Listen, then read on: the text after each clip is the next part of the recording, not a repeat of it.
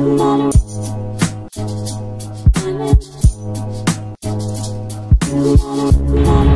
kaibigan, mga ka-absolute, magandang araw po sa inyo lahat. Absolute Roel po. At nandito po tayo sa area ng Divisoria para bisitahin nga po ang number 1 shopping district dito po sa lungsod ng Maynila. Walang iba kundi ang Divisoria. Mga kaibigan, ilang days na lang, ilang weeks na lang po, magpapasko na po. At kakamustahin po natin itong Tutuban Center area at Divisoria. Alam naman po natin, unti-unti na po nagbubukas ng ekonomiya, pati yung mga kababayan po natin, unti-unti na po pupunta po dito po sa Divisoria para bumili ng mga kanya-kanyang mga regalo. Kaya mga kaibigan, silipin po natin ang area ng Divisoria. Tara, samahan nyo ako.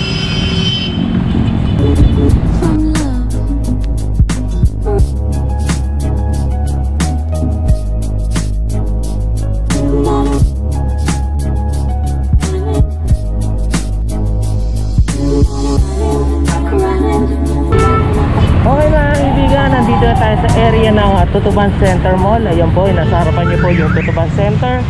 At ayan po, along CM Recto ang nilalakad po natin.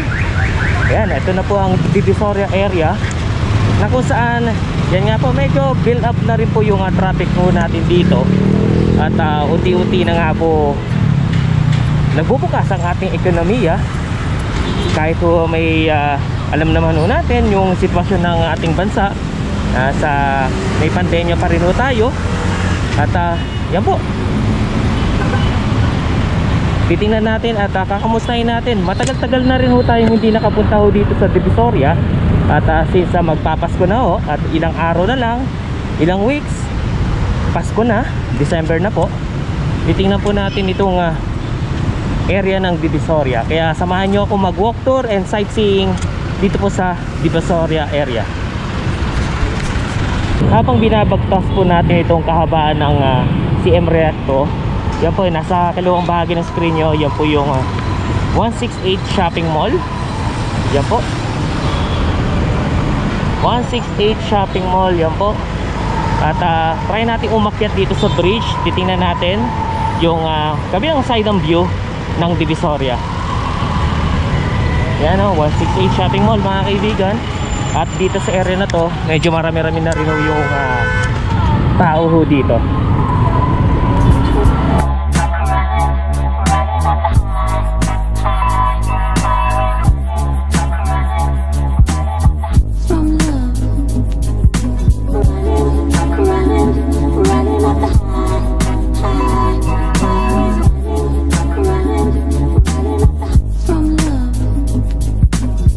Taga Cavite. Oh, shoutout sa Cavite. Okay, ingat kayo boss ha. Okay.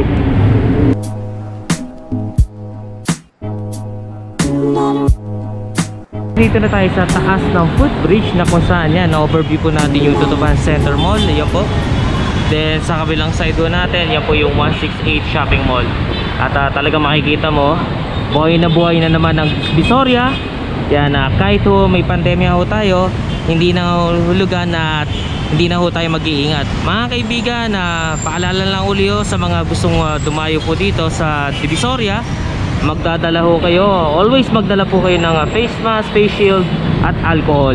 At yan po mga kaibigan, at syempre may banta pa rin ng COVID-19 at kailangan natin mag-ingat. So sa area ng 168 Shopping Mall, yan po, ang daming tao mga kaibigan. At yan po mga kaibigan, na mag-iingat ho kayo. At tara, maglakad-lakad uli ho tayo dito. At puntahan natin yung dating pinuntahan po ni Mayor Isko, yung po yung Ilaya Street, na kung saan doon po nilagay yung mga vending stalls, na kung saan nabigyan po ng ilang kabuhayan o pwesto ang ilan sa ating mga kababayan, na yun nga po, nagkaroon po sila ng pwesto dito sa Ilaya Street para makatinda ho sila ng proper at maayos po, at hindi ho sila doon sa bangketa. Tara mga kaibigan, samahan nyo ako, papunta tayo doon sa Ilaya Street.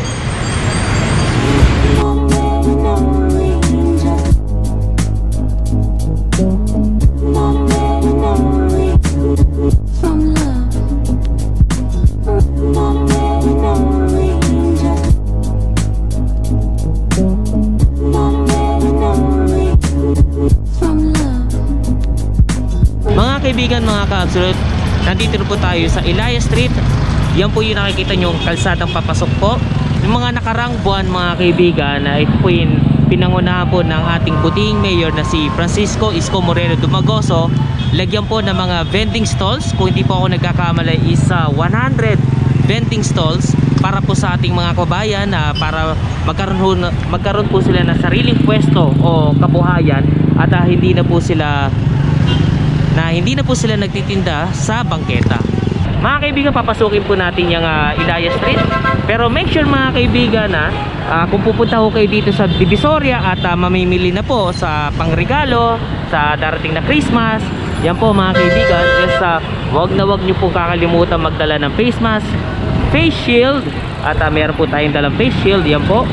At syempre mag-sanitize po tayo ng mga kamay, magdala na rin po tayo ng alcohol, at konting pag-iingat na rin po sa ating mga gamit na dala, wallet, at yung mga personal belongings po. Kailangan po nating ingatan po yan. Okay, mga kaibigan, tara, pasukin po natin tong Ilaya Street at tingnan po natin yung sitwasyon. Okay, mga kaibigan, pasok na po tayo sa Ilaya.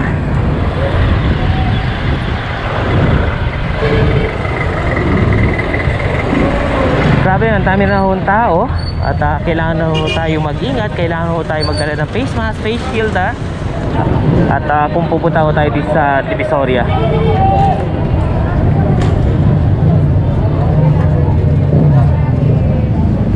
Yan po ang sitwasyon ng Ilaya natin.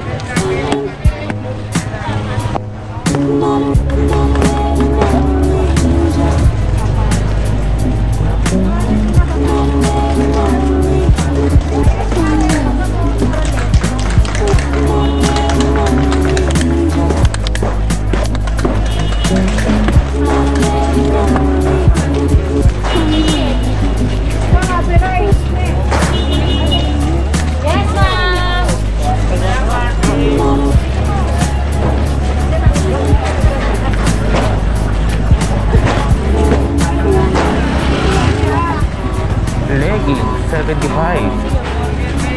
Presyo Divisoria talaga, mga kaibigan.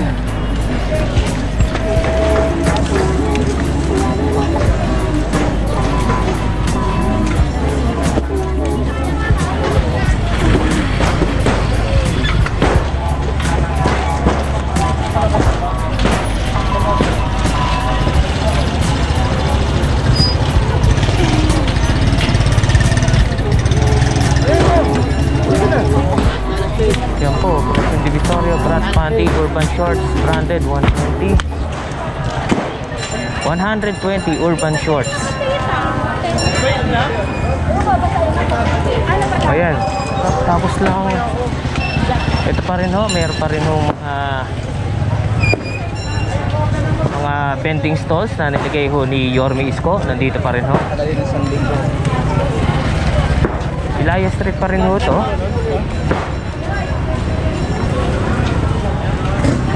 Ito mga branded shorts 150, shorts 35, 25. Sa lalabas lang ho natin ng Ilaya Street. Dito po, ito po yung Ilaya Street, nasa bandang gilid ho natin. And not quite sure po anong kalye na ho tayo dito. At meron pa ako napansin dito, meron po tayong mga barangay police na nagpapatupad ng safety protocol.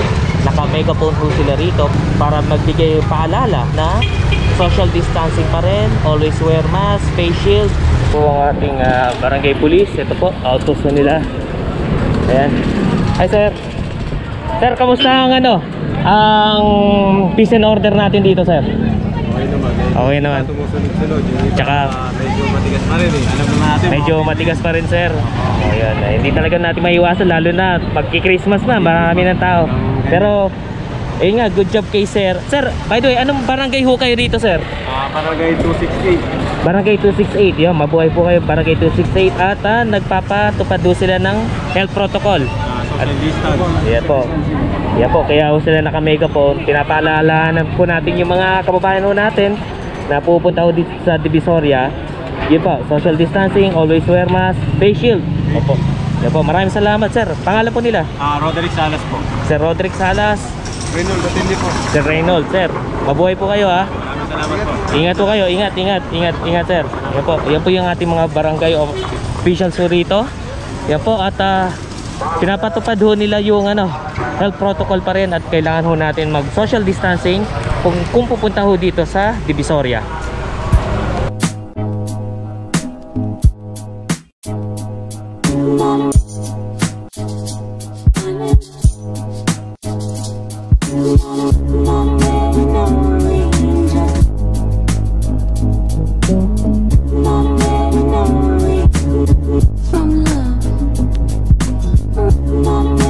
So 168 shopping mall. So sa kabilang side, yan po yung Totoban Center Mall. Yan po. At kung titingnan nyo po yung kalsada dito sa Divisoria, grabe po, napakaluwag.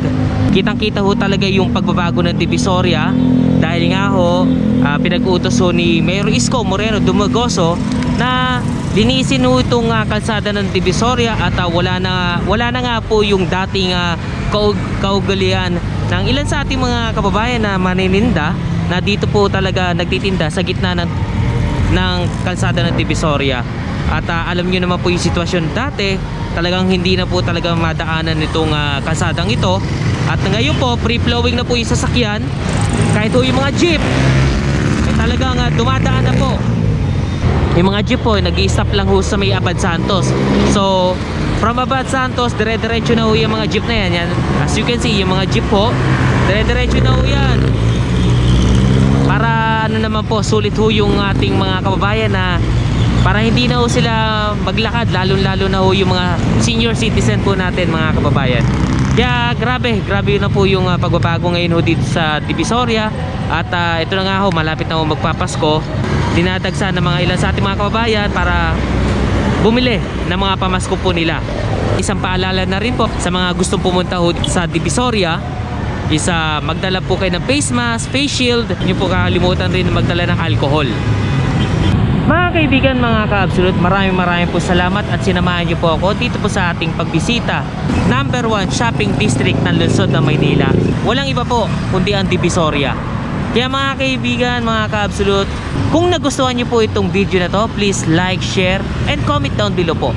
And sa mga hindi pa po nakakapag-subscribe, please click nyo lang po yung subscribe button below and hit that notification bell para ma-notify po kayo sa mga susunod ko mga travel vlogs, history vlogs, and Manila updates.